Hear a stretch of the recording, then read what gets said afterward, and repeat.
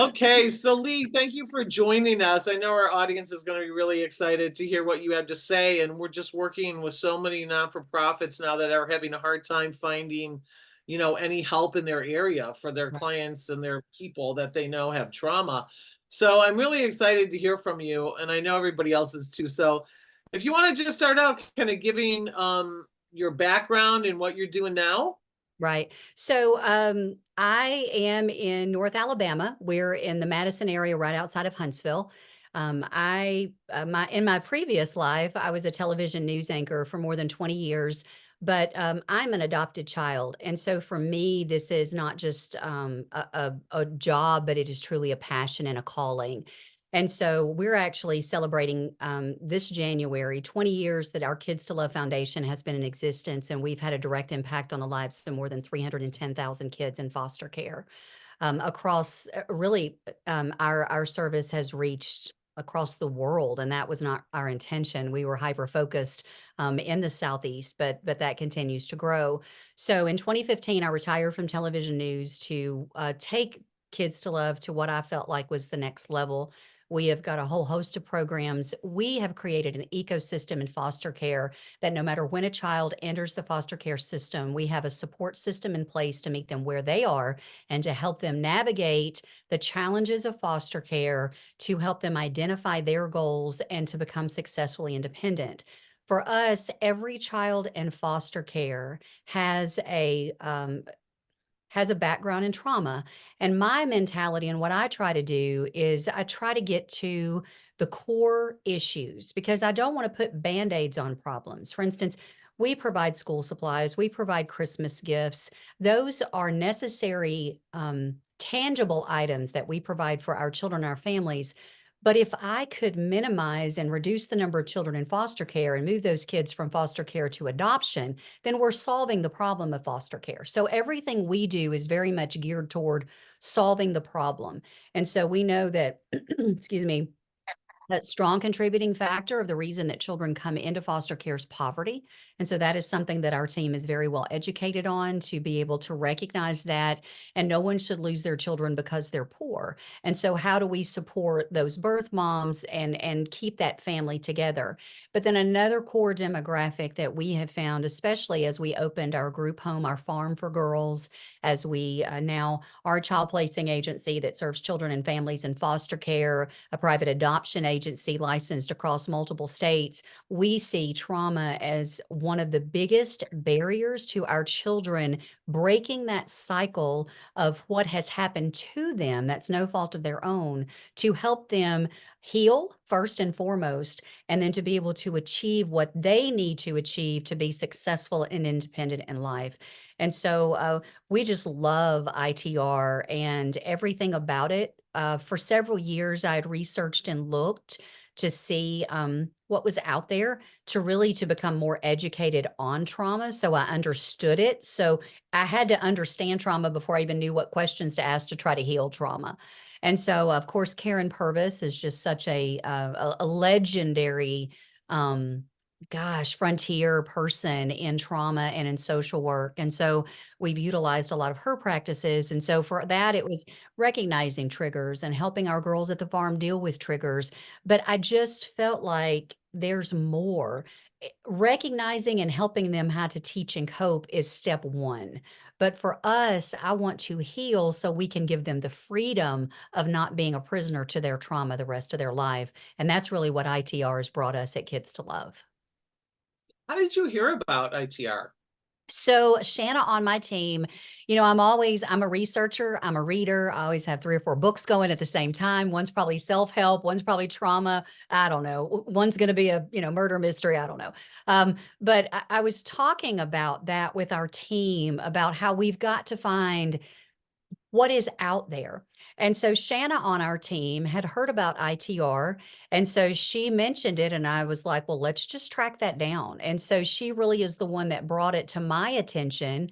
And, she's been in the child welfare world for many, many years as well. So many in our team come with, 10, 12, 15 years plus experience. So we're not a team of rookies. And I think that that's also part of our success for our kids of us being able to successfully implement this is we do have practitioners who have been in the trenches for a long time, well trained and diverse in other modalities. And so for us to add ITR onto their experience and knowledge has just really been a cherry on top. I remember when she called and I said, "Well, you guys are gonna have never-ending children with trauma, so why don't you learn?" And you immediately jumped on it and trained everybody. Do you Mhm. wanna give a message to other not-for-profits that are dealing with similar situations? Yeah, and I think the biggest, there's two things I want to speak onto that. I think the biggest challenge that nonprofits face is we don't have the money. And so, I mean, because as a nonprofit, everybody's got budgets and you understand that. But um, I think that what you need to understand the investment you make with your team to train with ITR and the benefits you see with your clients, your donors are going to see the benefit of that. You start to have success stories that are just unprecedented. And for us, what we've seen is we've had a community just come along beside us when we're able, without giving confidential information, but to say, child A was here. And through our work and our efforts in this short amount of time, we now have given this child freedom. So if there's a nonprofit that's worried about spending the money, take that risk and spend the money and implement it and get your team trained. The benefit to your clients, you will see that almost immediately. Um, the second thing for me is, I think that there's so much noise right now in the world of mental health and mental wellness, as Mary, as you and I were talking about before we got on this, recording, so many people are looking for options online, and they want to make sure that they invest in something that works and is a proven model. And I mean, and that's what to me, ITR, the research we did before we jumped full in, but once we saw what ITR could bring our clients and the freedom from trauma that it could provide, we dove headfirst. And yes, we've now have, gosh, so many on our team that's trained in this because to me, every one of our case managers that's seeing children, I want to be able to support them with a therapist that's available. So Nikki, our case manager, is visiting a child and she knows enough to recognize the concerns of trauma. And so then she's able to call one of our therapists, and then immediately our therapist is able to get to that child and start that session. So what we have eliminated, which is very unusual in the world that we serve, is we at this point don't have a wait time. If we bring a child into foster care, within a week that child is in front of one of our therapists as part of our intake and our assessment. And so, I know that those are numbers that we have to work hard to be able to keep. That is the load of building a bigger team and more training. But to me, if we're going to commit to doing this, we've got to do it with excellence and we've got to be available and do that quickly. Because if we don't, the longer our kids linger, the longer the trauma grows and manifests. So you do assessments so you can really see the numbers and you can show like here they were before and here they are now. Do you want to talk about the power of doing those assessments? Well, and that's the strength of ITR is so much of the training provides the assessments, because you start and you're like, oh my gosh, where do I even begin? And of course, in our world, ACEs is just going to be, the immediate assessment intake standard. But what I love about ITR is is the ongoing assessment so we can track to see, okay, are we making a difference? Is the trauma healing? And so we're able to tell that really by conversations, by talking with the foster and adoptive parents that we're working with. They start to see the difference of behavior immediately. But for us then to be able to go back, because we are, again, practitioners, degreed, certifications, very important for our credentials and credibility as an organization and our therapists. So for us to be able to show that, in assessments, science, to me, that is the science behind, we know what we're doing works, but that helps us know why it works. And it also gives our therapy team, the ability to say, Okay, well, maybe the needle didn't move as much this time as we had hoped.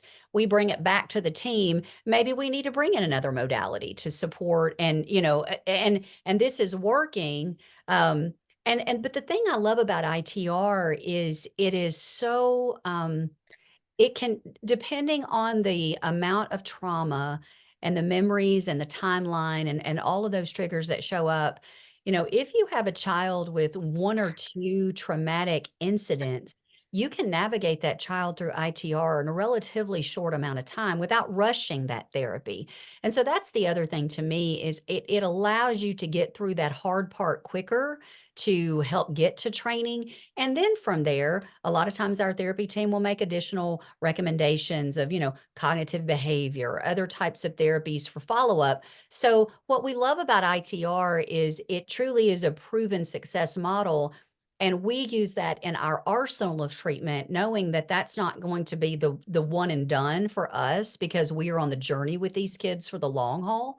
But it is certainly such an important piece for us to drill down to that trauma quickly to help that child heal. So then we can help them on the back end of that, coping, integrating back into life, how to navigate relationships, how to, now that we know the triggers and we know why there are triggers, that completely changes how we're going to serve that child. And as you build your community facility, which sounds awesome, congratulations on that.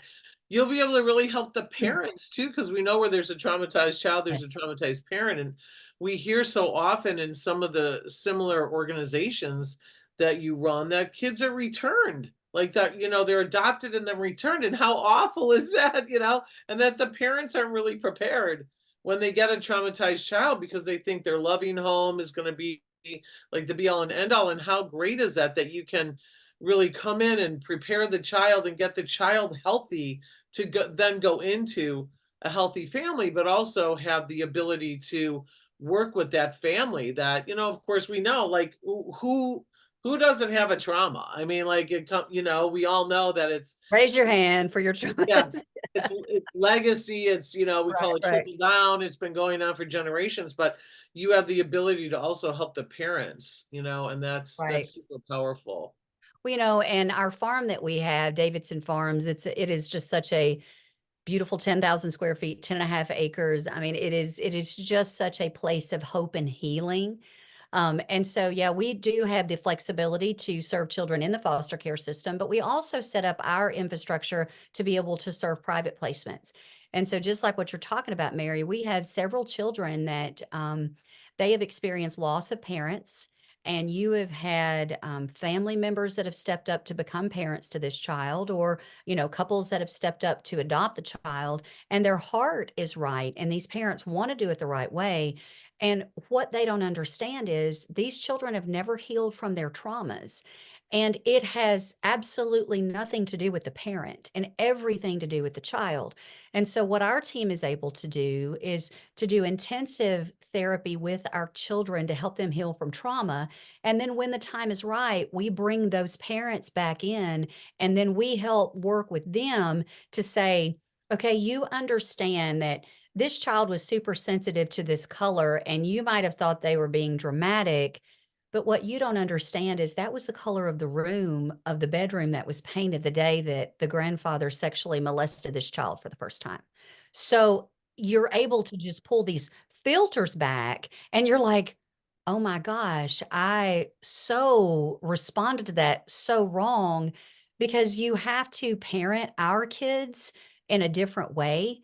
And it's not how we were raised. I mean, it's like it's not, but if you've got a child that has suffered severe sexual abuse, you cannot, or physical abuse, you cannot spank that child. You cannot do a traditional discipline. And so it truly is meeting that child where they are, helping those parents understand we're not saying do not discipline them.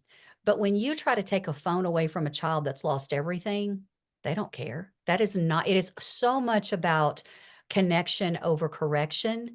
But then ITR brings in the ability for us to understand the triggers, understand the traumas. And when we do that, it's like this door to the outside world is opened up, because then you see things clear and you're like, That is why they reacted on Christmas morning and had a complete meltdown because of this trauma and trigger that happened way before we were in the picture. And then you're able to deal with that. So yeah, we love that part of being able to serve and love on our kids and also love on these families that want to do the right thing the right way and give them the strength and the tools to do that. Because if we can restore a family, that's beautiful. And how great is that that a parent, if a child is open to it, a parent or a foster parent, birth parent, whatever, adoptive parent could come and witness, be a compassionate witness for that story.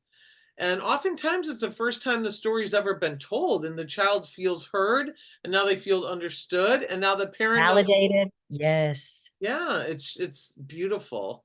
Mhm. So, how do you describe this to somebody when, how do you describe ITR to either a parent or a child or another worker? Right. Well, I mean, it really depends on where they are. I mean, if it's a worker that has a base knowledge of what we do in mental health, then I'm able to get a little bit more into the mechanics of it because I feel like that they comprehend it.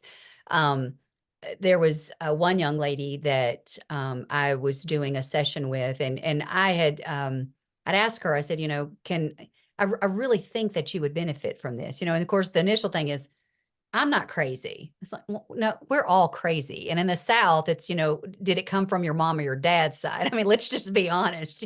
But I said, no, baby, it's not because you're crazy. I said, but it's just because of what happened before you had a chance to come to us.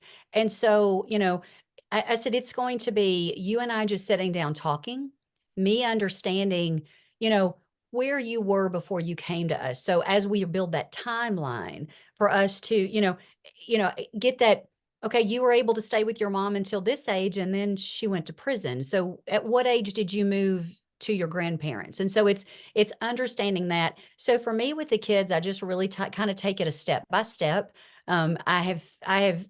I feel if I try to share too much, it overwhelms them and then they shut down because they get scared. But if they know that we are going to revisit that trauma, they're not gonna give me the chance to get there.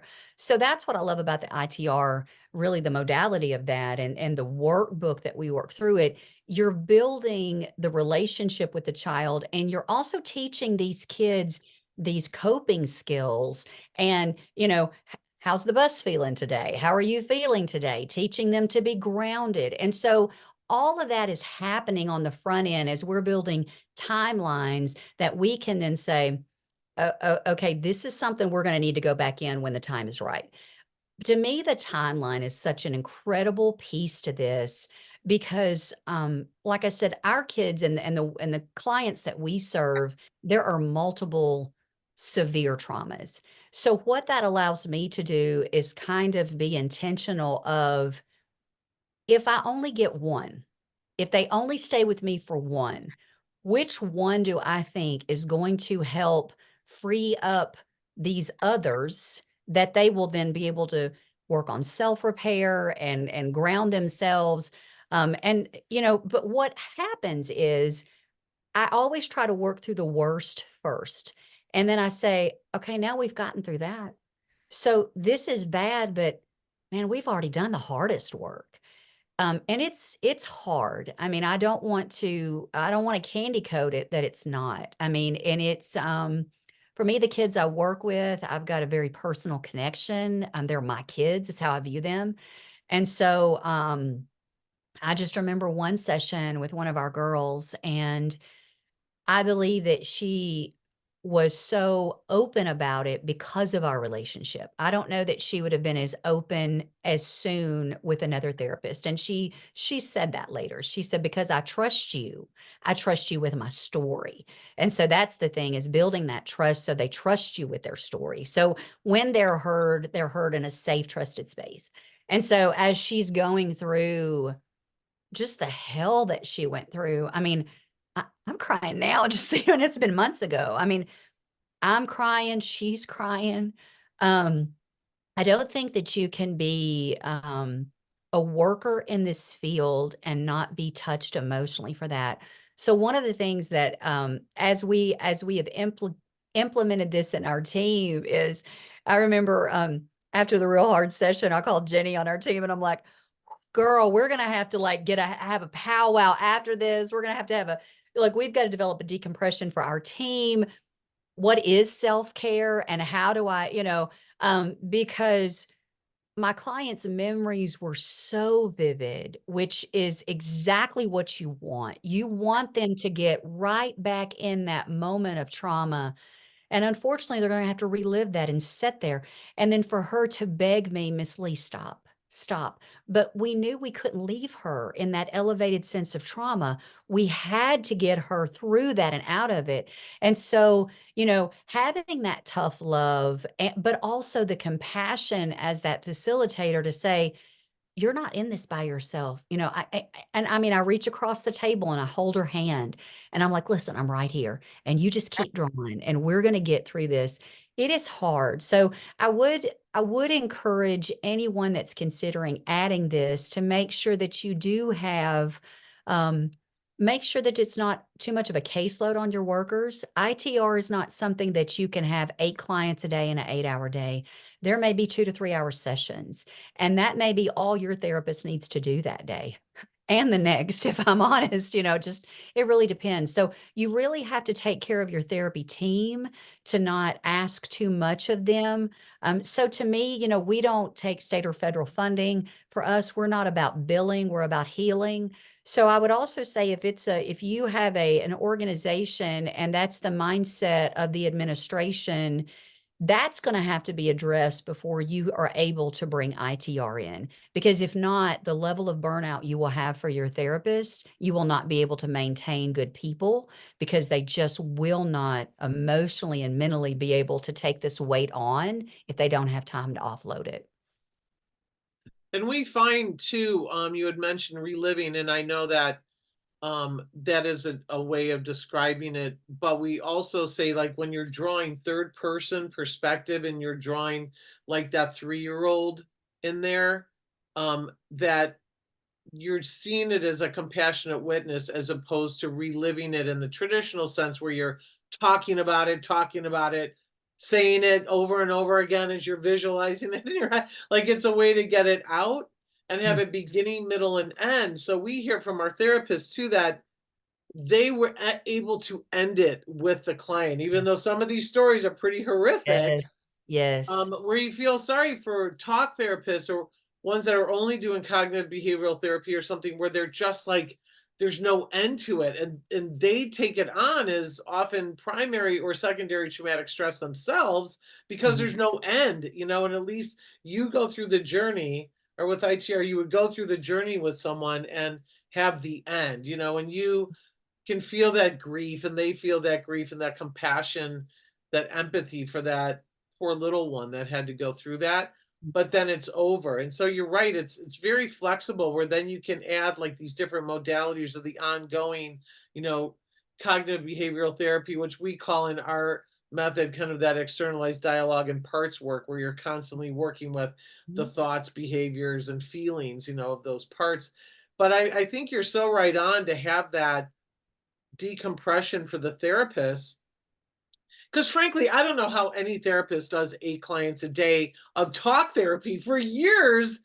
I mean, the burnout is never, so it's a very sensitive field, and like you said, you have to have the heart to heal, and then you have to be willing to be vulnerable yourself with your team to say, wow, that one was really hard. I was triggered. I had parts, so we can do externalized dialogues with each other and with that language across the board, that ITR language, to be able to say, wow, part of me was just really, triggered by that. And we could do our own graphic narratives really fast with each other, which I know Right. a lot of Yes. our therapists do. You And have to. And, and the other thing that, one of my clients that I went through, the traditional ITR, the full, sequence and everything. And when we got to the end of it, she said, I have been going to a talk therapist for years. He has never scratched the surface of what is wrong with me. She said, You reached in and ripped the Band-Aid off and put Neosporin and gave me stitches and patched me back up. And she said, it's just crazy to me. And I said, well, and something I say to my team all the time, we're here to heal, we're not here to bill. And I think that's, if you're a billable and and I'm not attacking any of that by no means, but that's just not our approach to it. For us, it's not about billing clients and making money. It's about healing people and restoring lives. And that's what ITR has been able to give us the tools to do so successfully across the board with so many ages of children, of youth, early to mid 20s. I mean, I had it was interesting. I had a friend of mine share a story about a trauma she had on a flight, that there was severe weather, and everybody, even the pilot, thought that they were going to crash, and so she will not fly now. And I just said, "Hey, can you just come spend some time with me?" And so we work through that because I mean, you know, she had no other trauma in her life that was debilitating to her, that was keeping her. And so we work through it. And so I just see so many opportunities, whether it's severe and abuse to isolated incidents. But I mean, like the work that you guys are doing with police officers and first responders. I mean, witnessing wrecks in Alabama, we've just added. We champion legislation to add the safe haven baby boxes.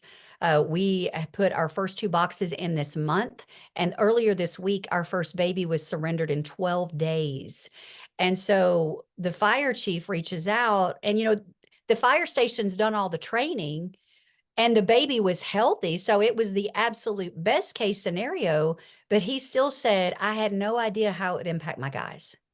And so what we're working to do is, Jenny and I are getting together with them, and we're going to talk to them. And we've now added equine therapy. And so we've offered for the firefighters to come out and do a session on that so we can help them process these emotions. And to me, I think that's the biggest thing, that because we know that there will be worst case scenarios down the road, and we want them to know we're ready to help you walk through that when it happens.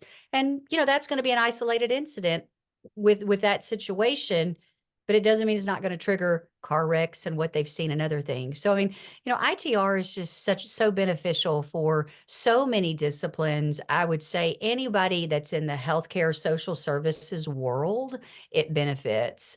And we're just honored that we have it in our toolbox, and we get to help our kids and help them heal every day through ITR.